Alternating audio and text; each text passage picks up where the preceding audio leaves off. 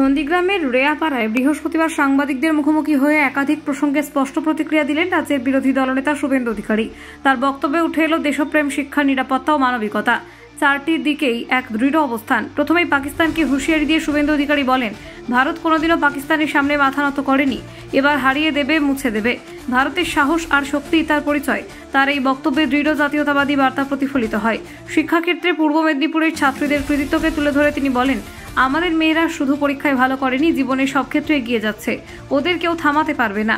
পূর্ব মেদিনীপুর গর্বিত হতে পারে এই প্রজন্মকে দেখে। রাজ্যের বিভিন্ন বেআইনি রুফটপ হোটেল প্রসঙ্গে তিনি প্রশাসনকে সতর্ক করে বলেন, রুফটপ হোটেলগুলোর অনেকগুলিরই নেই কোনো নিরাপত্তা ব্যবস্থা। এখনই ব্যবস্থা না নিলে বড় বিপদের সম্ভাবনা তৈরি হচ্ছে। প্রশাসনকে অবিলম্বে কঠোর পদক্ষেপ নিতে হবে। এছাড়া মেদিনীপুরে 4 জন শহীদের প্রসঙ্গে আবেগঘন ভাষায় তিনি বলেন, ওরা শুধু আমাদের জেলার সন্তান নয়, গোটা দেশের গর্ব। তাদের পরিবারের পাশে আমি আছি। প্রশাসনের উচিত যথাযথ সম্মান ও সহায়তা নিশ্চিত করা। একাধিক বিষয়ে এমন শক্ত অবস্থান নিয়ে শুভেন্দু অধিকারী আবারও বুঝিয়ে দিলেন, তিনি শুধু রাজনৈতিক মুখ নন, জনমানুষ ও বাস্তবতার সাথে যুক্ত একজন দায়িত্বশীল জননেতা। এরপরে রোহিঙ্গাদের দিয়ে দিবে, উনি তো দাওয়াতে ইসলাম চান। প্রথমে বন্ধ করবে, আপনার টিভি খবর করুন যে করছে, তারপরে করবে।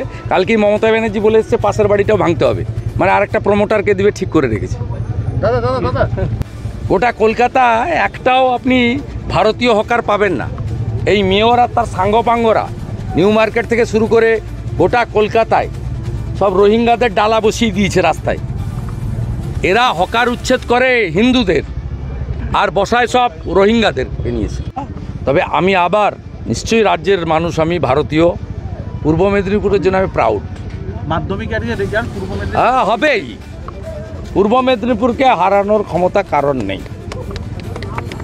সব ক্ষেত্রে পূর্ব মেদিনীপুর মুড়ি খায়, পান্তা খায়, কৃষকের বাড়ির ছেলে, অভাব আছে, 14 বছর চাকরি হয়নি কারোর মমতার দয়ায়, কিন্তু শিক্ষায় 1 নম্বরে ছিলাম, আছি, ভবিষ্যতে থাকবো। শিক্ষা আনে চেতনা, চেতনা আনে মুক্তি। 26-এর মুক্তি, 21-এর মুক্তি নন্দীগ্রাম থেকে শুরু হয়েছিল, আর 26-এর মুক্তি বাংলা থেকেই হবে।